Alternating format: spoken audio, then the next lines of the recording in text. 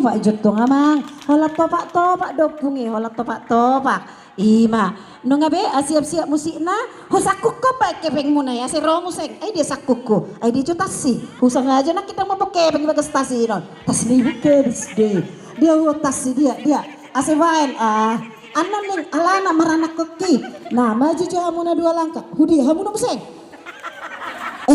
husakukku udah kau lahu pojok, sobat dia doh. Bagas ona teh, hian ngopung pura-pura deh, alas saya udah pura-pura.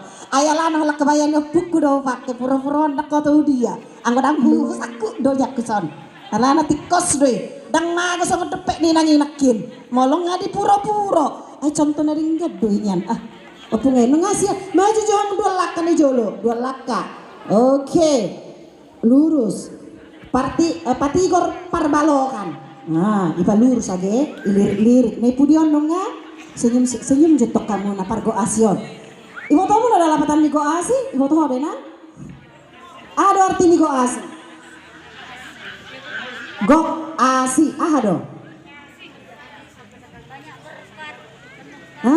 Hibun maholong, gok holong, idot tong, idot kan? Jadi kesenyum dah muna, uli-uli hamuna.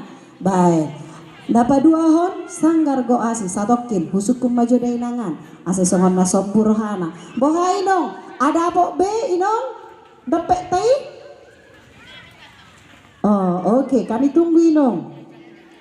Baik, selanjutnya ini dia Tortor anak kokido hamoraon diau dari Sanggar Seni Budaya Go Asi.